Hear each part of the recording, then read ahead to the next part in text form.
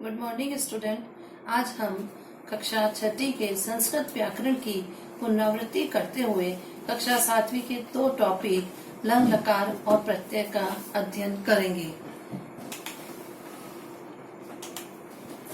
जैसा कि आप सभी जानते हैं, संस्कृत में 3 वचन होते हैं, एक वचन, द्विवचन और बहुवचन। एक वचन उसे कहते हैं जिस शब्द के द्वारा किसी एक वस्तु व व्यक्ति के बारे में ज्ञान प्राप्त होता है, वह एक वचन कहलाता है। जैसा कि आप यहाँ देख रहे हैं, बालक पढ़ता है, मोर नाचता है। यहाँ बालक और मोर दोनों ही एक है, इसलिए एक वचन कहलाएंगे। दूसरा आता है द्विवचन। द्विवचन उससे कहते हैं जिस शब्द के द्वारा दो व्यक्ति या वस्तुओं के बारे में बोध होता है, वह द्विवचन कहलाता है। जैसा कि आप यहाँ देख रहे हैं, 2 बालक पढ़ते हैं, 2 मोर नाचते हैं। यहाँ बालक भी 2 हैं और मोर भी 2 हैं, इसलिए ये 2 द्विवचन कहलाएंगे। तीसरा वचन आता है बहुवचन। बहुवचन उससे कहते हैं जहाँ जिस शब्द के द्वारा 2 से अधिक या बहुत सारे वस्तु व व्यक्तियों के बारे में ज्ञान प्राप्त होता है, वह बहुवचन कहलाता है। जैसा कि हम यहाँ देख रहे हैं, बहुत सारे बालक पढ़ते हैं, बहुत सारे मोर नाचते हैं। यहाँ बालक भी बहुत सारे हैं, मोर भी बहुत सारे हैं, इसलिए यह बहुवचन कहलाएगा। इसी में हम आगे पढ़ेंगे लिंग। लिंग के बारे में जब हम पढ़ते हैं तो लिंग 3 प्रकार के होते हैं, पुल्लिंग, स्त्रीलिंग और नपुंसकलिंग। यहाँ हम देख रहे हैं पुल्लिंग। पुल्लिंग वह होता है जिस शब्द के द्वारा पुरुष जाति का बोध होता है, वह पुल्लिंग कहलाता है। जैसा कि हम यहाँ देख रहे हैं, रामः, बालकः, गुरु, जनकः इत्यादि। इन सभी शब्दों से पुरुष जाति का बोध हो रहा है, इसलिए ये पुल्लिंग कहे जाते हैं। स्त्रीलिंग। स्त्रीलिंग वह लिंग होता है जिस शब्द के द्वारा स्त्री जाति का बोध होता है, वह स्त्रीलिंग कहलाता है। जैसे बालिका, रमा, लता, नदी इत्यादि। बच्चों, इन सभी शब्दों के द्वारा स्त्री जाति का बोध हो रहा है, इसलिए ये स्त्रीलिंग कहलाएंगे। तीसरा जो लिंग आता है वह आता है नपुंसकलिंग। नपुंसकलिंग वह लिंग होता है जिन शब्दों के द्वारा न स्त्री जाति न पुरुष जाति का बोध होता है, वह स्त्रीलिंग कहलाते हैं। जैसा कि हम यहाँ देख रहे हैं, गृहम, पत्रम, फलम, वारी इत्यादि। ये सभी शब्द नपुंसकलिंग के अंतर्गत आते हैं, इसलिए ये नपुंसकलिंग कहलाते हैं। तीसरा हम देखते हैं पुरुष। जिस प्रकार अंग्रेजी में पर्सन होते हैं, ठीक इसी प्रकार संस्कृत में पुरुष होते हैं। बच्चों, अंग्रेजी में first person, second person, third person होता है, किंतु यहाँ संस्कृत में जब हम देखते हैं तो यहाँ अंग्रेजी के ठीक विपरीत होता है। विपरीत मीन्स उल्टा। अंग्रेजी में फर्स्ट, सेकंड, थर्ड चलता है, यहाँ संस्कृत में थर्ड, सेकंड और फर्स्ट चलता है। जैसा आप यहाँ देख रहे हैं, प्रथम पुरुष। प्रथम पुरुष को अन्य पुरुष भी कहा जाता है। अन्य पुरुष अर्थात तीसरा व्यक्ति। दूसरा है मध्यम पुरुष। मध्यम पुरुष अर्थात सेकंड पर्सन। सेकंड पर्सन में श्रोता अर्थात सुनने वाला। और तीसरा पुरुष आता है उत्तम पुरुष अर्थात फर्स्ट पर्सन, वक्ता अर्थात बोलने वाला। इस प्रकार से संस्कृत में 3 पुरुष होते हैं। अगला हम देखते हैं लकार। लकार अर्थात काल। बच्चों, अभी तक आप जानते हैं 3 प्रकार के लकार होते हैं, काल होते हैं। जैसा कि आप देखिए, वर्तमान काल, भविष्य काल और भूतकाल। इन 3 काल के बारे में आप जानते हैं। वर्तमान काल अर्थात लट लकार, भविष्य काल अर्थात लिट लकार, भूतकाल अर्थात लंग लकार। अब 2 काल और आप देखिए, विधिलिंग लकार और लोट लकार। इस प्रकार संस्कृत में 5 लकार होते हैं, 5 काल होते हैं। बच्चों, हमारे पाठ्यक्रम में केवल लंग लकार है। हम केवल लंग लकार के बारे में विस्तृत रूप से अध्ययन करेंगे। लट लकार और लिट लकार आप कक्षा छठी में पढ़ चुके हैं। अब हम लंग लकार के बारे में विस्तृत रूप से अध्ययन करेंगे। बच्चों, यहाँ आप एक टेबल देख रहे हैं। ये टेबल लंग लकार की टेबल है। लंग लकार या किसी भी लकार को याद करने के लिए सबसे पहले हमें उसके टेबल को याद किया जाता है। टेबल में बच्चों प्रत्यय प्रत्यय जब हम उसके देखते हैं तो जब हम प्रत्यय याद कर लेते हैं तो वह काल हमें अपने आप ही स्वतः ही याद हो जाते हैं। देखिए यहाँ हम देख रहे हैं कि यहाँ सभी प्रत्यय लिखे हैं, तीनों पुरुष हैं, वचन है और टेबल में तीनों सबके प्रत्यय लिखे हैं। किस प्रकार से आप देखिए, प्रथम पुरुष आप सबसे पहले देखिए, प्रथम पुरुष का एक वचन, ये लंग लकार की टेबल है। लंग लकार का प्रथम पुरुष के एक वचन का प्रत्यय है त, द्विवचन का प्रत्यय है ताम और बहुवचन का प्रत्यय है न। अब हम इसमें देखते हैं, यहाँ आप देख रहे हैं मैंने अ प्लस त लगाया है। अ मीन्स जब भूतकाल की क्रिया होती है तो वो उन शब्दों के आगे अ लगा दिया जाता है। जिस प्रकार लिट लकार में इश लगाया जाता है, इस प्रकार यहाँ लंग लकार में अ लगा दिया जाता है। देखिए अ प्लस त, यहाँ मैंने हस धातु ली है। हस धातु ली है तो आप यहाँ देखिए मैंने अ प्लस हस प्लस त लगाया है तो वाक्य क्या बना, हमारे पास शब्द आ गया अहसत। ये बना हमारा प्रथम पुरुष का एक वचन अहसत। दूसरे में देखिए द्विवचन में मैंने प्रत्यय लिया है ताम। ताम में मैंने अ जोड़ा, अ प्लस ताम, और उसमें हमने जोड़ दी हस धातु, तो अ प्लस हस प्लस ताम अहस्ताम। अहस्ताम बना बच्चों द्विवचन, प्रथम पुरुष का द्विवचन। अब हम जाते हैं बहुवचन की ओर। बहुवचन का प्रत्यय है न अर्थात अ प्लस न। यहाँ अगले उसमें देखिए अ प्लस हस प्लस न, तो शब्द बना अहसन। इस प्रकार हम देखते हैं कि हस धातु लंग लकार का प्रथम पुरुष बनता है अहसत, अहसताम, अहसन। अब हम जाएंगे मध्यम पुरुष की ओर। मध्यम पुरुष में आप देखिए यहाँ मध्यम पुरुष एक वचन का प्रत्यय है अह मीन्स विसर्ग। तो यहाँ मैंने किया है अ प्लस अह, उसमें हमने क्या जोड़ दिया हस धातु, तो यहाँ बना अ प्लस हस प्लस अह, तो क्या बना अहसह। अहस मध्यम पुरुष का एक वचन बना।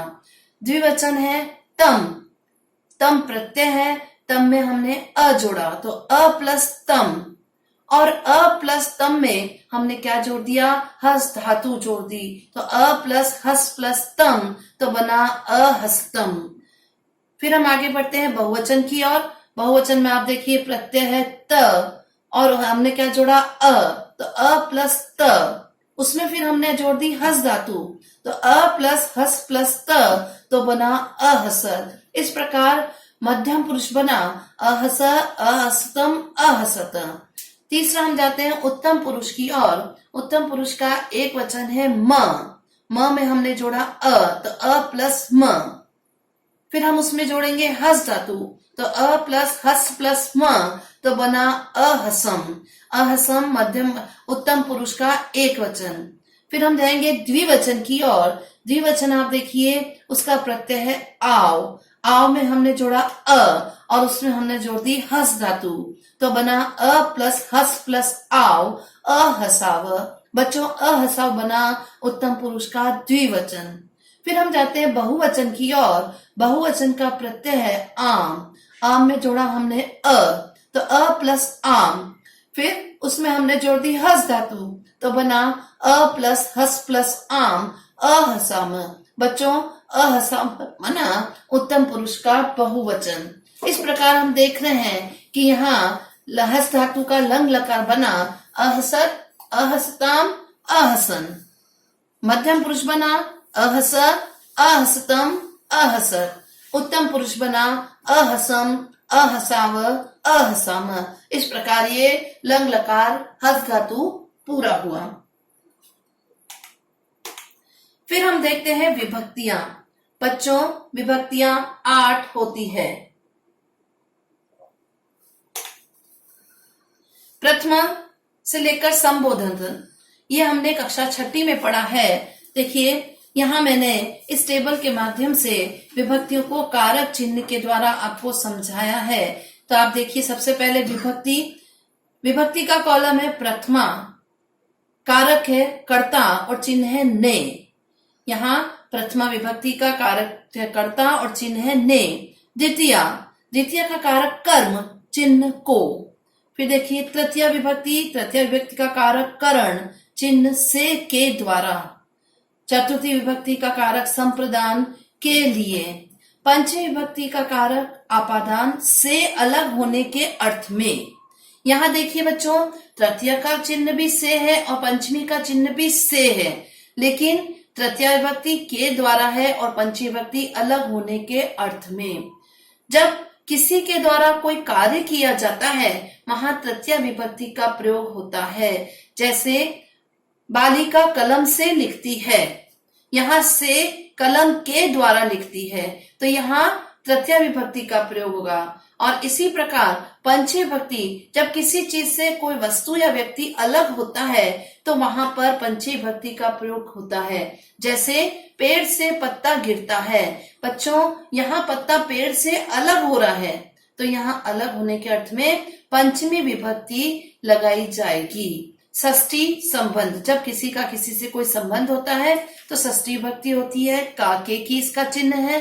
सप्तमी अधिकरण, में पर इसका चिन्ह है। संबोधन, हे अरे भो, जब किसी को संबोधित किया जाता है तो इसका प्रयोग किया जाता है। अब हम इन्हीं कारक विभक्तियों को हम वाक्यों के माध्यम से समझेंगे कि किस प्रकार विभक्तियों का प्रयोग किया जाता है। देखिए बच्चों, यहाँ प्रथमा विभक्ति है।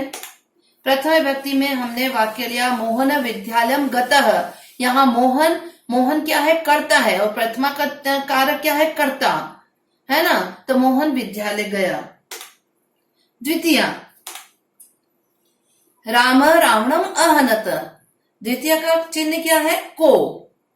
राम रावणम अहनत, राम ने रावण को मारा, या रावणम में द्वितीय विभक्ति है। तृतीय विभक्ति रमा कलमेन लिखती, रमा कलम से लिखती है, कलमेन में तृतीय विभक्ति है। चतुर्थी विभक्ति जनक पुत्राय फलम आनयत, पिताजी पुत्र के लिए फल लाए, यहाँ पुत्राय में चतुर्थी विभक्ति है। पंचमी विभक्ति वृक्षात पत्रम अपतत, पेड़ से पत्ता गिरा, यहाँ वृक्षात में पंचमी विभक्ति है। षष्ठी विभक्ति राम दशरथस्य पुत्र आसीत्, राम दशरथ के पुत्र थे, यहाँ दशरथस्य में षष्ठी विभक्ति है। सप्तमी विभक्ति जलपात्रे जलम अस्ति, जलपात्र में जल है, यहाँ जलपात्रे में सप्तमी विभक्ति है। संबोधन अरे इदम किम अभवत, अरे यहाँ क्या हुआ। इस प्रकार हम देखते हैं कि किस प्रकार विभक्तियों का प्रयोग किया जाता है। अब अगला टॉपिक हमारा है बच्चों प्रत्यय, जो कि आपके पाठ्यक्रम में है, कक्षा 7 के पाठ्यक्रम में प्रत्यय है। प्रत्यय किसे कहते हैं, आप देखिए, ऐसे शब्दांश जो किसी शब्द के पीछे जुड़कर शब्द के अर्थ में परिवर्तन कर देते हैं, प्रत्यय कहलाते हैं। बच्चों संस्कृत में प्रत्यय कई प्रकार के होते हैं, लेकिन आप यहाँ देखिए कत्वा, ल्यप, तुमुन, कत, कत्वतु, टाप, श्रुत इत्यादि, ऐसे कई प्रकार के प्रत्यय संस्कृत में होते हैं, किंतु हमारे पाठ्यक्रम में केवल 3 प्रत्यय हैं, त्वा, ल्यप और तुमुन। तो आज हम केवल इन 3 प्रत्यय के बारे में अध्ययन करेंगे। सबसे पहले आप देखिए कत्वा प्रत्यय। कत्वा प्रत्यय करके और अर्थ में लगाया जाता है। जैसा कि आप यहाँ देख रहे हैं, कत्वा प्रत्यय का प्रयोग करके अर्थ में होता है। आप देखिए यहाँ मैंने आपके सामने 2 उदाहरण लिखे हैं। पहला है राम विद्यालयम गत्वा अध्ययनम करोति, राम विद्यालय जाकर के अध्ययन करता है। यहाँ गत्वा का अर्थ होता है बच्चों जा करके।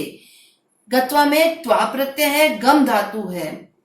दूसरा उदाहरण देखिए, मोहन सोहनश्च मिलित्वा क्रीडति, मोहन और सोहन मिल करके खेलते हैं। तो यहाँ आप देखते हैं मिलित्वा में मिल धातु, कत्वा प्रत्यय, मिलित्वा मिल करके। अब मैं अन्य उदाहरण द्वारा आपको समझाती हूँ कि किस प्रकार कत्वा प्रत्यय का पहचाना जाता है। गत्वा गम धातु, कत्वा प्रत्यय जा करके, जैसा कि मैंने आपको पहले भी बताया अभी।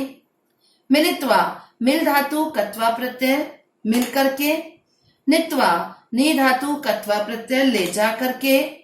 भूत्वा भू धातु कत्वा प्रत्यय होकर के, कृत्वा कृ धातु कत्वा प्रत्यय करके। बच्चों यहाँ देखिए, सबसे पहली बात कत्वा प्रत्यय को पहचानने में ये चीज ध्यान में रखिए कि यहाँ हर शब्द के पीछे त्वा लिखा हुआ है। जिन शब्दों के पीछे त्वा होता है वह कत्वा प्रत्यय होता है, और उनके पहले वाले शब्दों के द्वारा उनकी धातुओं को पहचाना जाता है। जैसा कि यहाँ सभी शब्दों में देख रहे हैं कि सभी शब्दों के अंदर लास्ट में, अंत में त्वा लिखा हुआ है। इस प्रकार हम कत्वा प्रत्यय को पहचान सकते हैं। अगला प्रत्यय हमारा होता है तुमुन प्रत्यय। तुमुन प्रत्यय का प्रयोग के लिए अर्थ में होता है। जैसा कि आप यहाँ उदाहरण में देख रहे हैं, बालक भोजनम कर्तुम गच्छति, बालक भोजन करने के लिए जाता है। यहाँ कर्तुम में तुमुन प्रत्यय है, क्रिय धातु तुमुन प्रत्यय है। फिर दूसरा सेंटेंस आप देखिए, बालक क्रीडितुम इच्छति, बालक खेलने के लिए इच्छा करता है।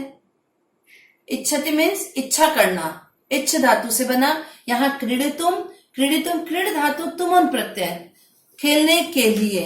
अब अन्य उदाहरण द्वारा हम देखेंगे कि किस प्रकार से धातु प्रत्यय जाना जाता है। कर्तुम क्रिय धातु तुमुन प्रत्यय, करने के लिए। क्रीडितुम क्रीड धातु तुमुन प्रत्यय, खेलने के लिए। हसितुम हस धातु तुमुन प्रत्यय, हंसने के लिए। गंतुम गम धातु तुमुन प्रत्यय, जाने के लिए। भ्रमितुम भ्रम धातु तुमुन प्रत्यय, घूमने के लिए। बच्चों यहाँ जिस प्रकार हमने देखा कि कत्वा प्रत्यय में हर शब्द के पीछे कत्वा शेष रहता है, ठीक इसी प्रकार तुमुन प्रत्यय में उनका लोप हो जाता है और तुम शेष बचता है।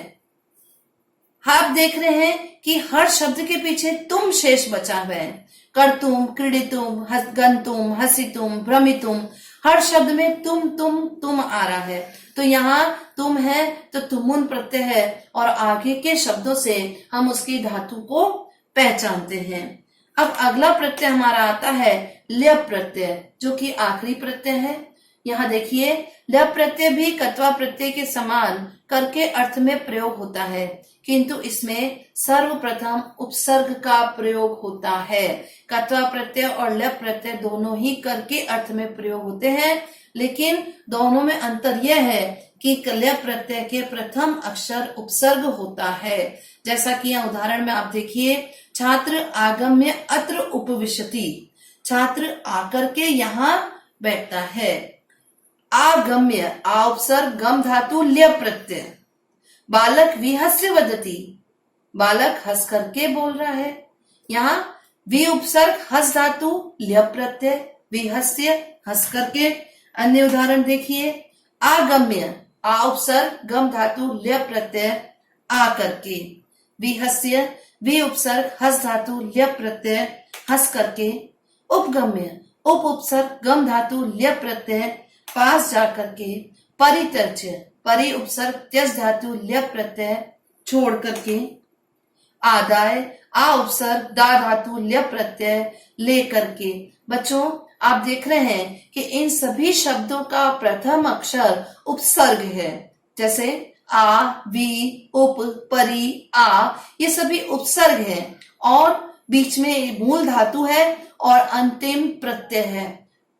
इस प्रत्यय में जो बात याद रखने योग्य है वह यह है कि हर अक्षर के बाद में आप देख रहे हैं कि यह शेष बचा है।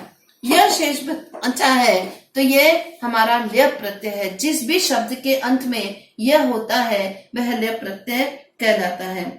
अब हम शॉर्ट में देखेंगे आज हमने क्या क्या पढ़ा। हमने वचन पढ़े, एक वचन, द्विवचन, बहुवचन। हमने लिंग पढ़े, पुल्लिंग, स्त्रीलिंग, नपुंसकलिंग। हमने पुरुष पढ़े, प्रथम पुरुष, मध्यम पुरुष, उत्तम पुरुष। लकार पढ़े, 5 प्रकार के लकार हमने पढ़े, लट लकार, लिट लकार, लंग लकार, विधिलिंग लकार, लोट लकार। हमने विभक्तियां पढ़ी प्रथमा से लेकर संबोधन तक। हमने प्रत्यय पढ़े, त्वा, ल्यप और तुमुन। इस प्रकार आज का हमने हमारा अध्ययन पूरा किया। अब मैं आपसे उम्मीद करती हूँ कि जो गृह कार्य मैं आपको दे रही हूँ उसे आप पूरे विश्वास के साथ पूरा करेंगे। मुझे उम्मीद है कि आप लोग इस गृह कार्य को करेंगे। पहला क्वेश्चन है, खाद एवं वस धातु लंग लकार में लिखिए। तीनों पुरुष और वचन में लिखना है बच्चों। जिस प्रकार से हमने अहसत करा था इसी प्रकार से प्रत्यय लगाएंगे। मैं प्रथम पुरुष का एक वचन आपको बताती हूँ। प्रत्यय लगाएंगे, उसमें खाद धातु जोड़ेंगे और आगे लगा देंगे तो बन जाएगा अखादर। इसी प्रकार से वस धातु प्रत्यय वस धातु और लगा देंगे, बन जाएगा अवसत। ऐसे हमें तीनों पुरुष और तीनों वचन करके पूरी टेबल बनानी है। केवल शब्द लिखना है, आपको प्लस प्लस करके नहीं लिखना है बेटा, केवल आप उसका शब्द लिखेंगे। दूसरा देखिए, निम्नांकित पदों में धातु प्रत्यय अलग कीजिए। अभी मैंने आपको बताया था कैसे धातु प्रत्यय अलग करे जाते हैं। शब्द हैं भूत्वा, विज्ञाय, प्रविश्य, वदित्वा, उत्थाय, हसित्वा, पठितुम, आगत्य, द्रष्टुम और नत्वा। बच्चों एक चीज याद रखना, जिस प्रकार हसित्वा, पठितुम, प्रविश्य ये शब्द है, वदित्वा, इनमें ई की मात्रा का लोप हो जाता है और ई की मात्रा का लोप होने के बाद हम उसकी मूल धातु लिख देते हैं। Thank you. मैं समझती हूँ, मैं सोचती हूँ आपको जो इतना भी मैंने आज पढ़ाया है वो सभी आपको अच्छी प्रकार से समझ में आया होगा। थैंक यू बेटा।